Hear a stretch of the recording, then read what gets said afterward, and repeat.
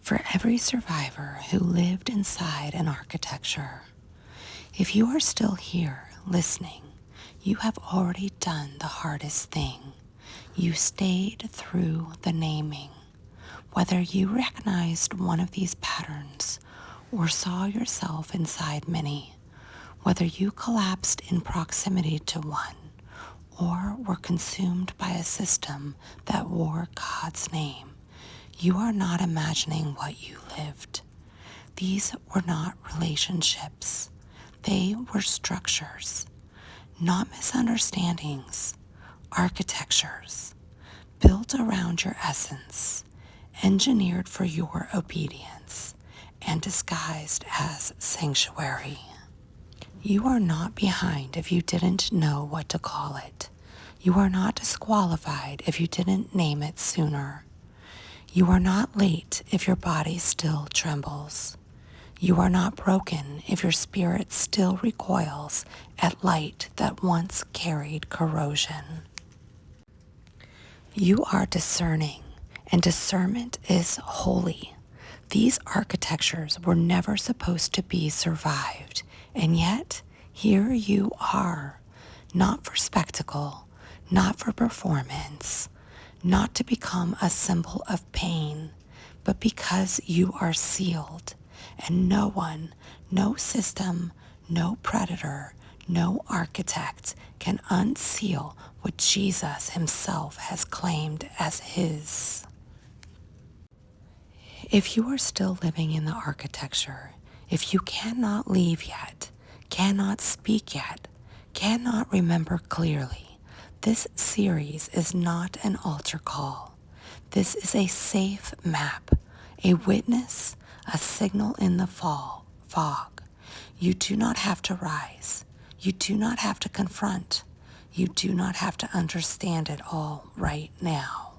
You are still held, and when the time is right, Jesus himself will walk you out.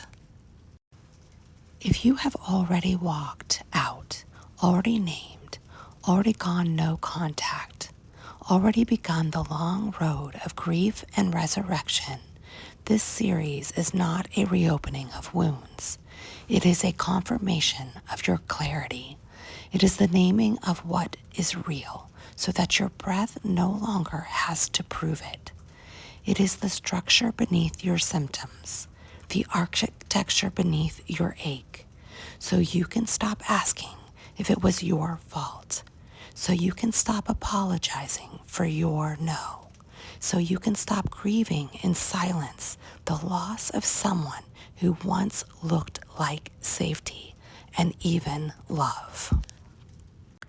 For all who need more language, if you are still sorting the difference between trauma and spiritual engineering, between harm and architecture, between familiar roles and the ones who restructured your whole internal map, you are gently invited to explore the rare spiritual predator glossary for clarity on terms like the hybrid apex, colonizers, and the tether that they implanted.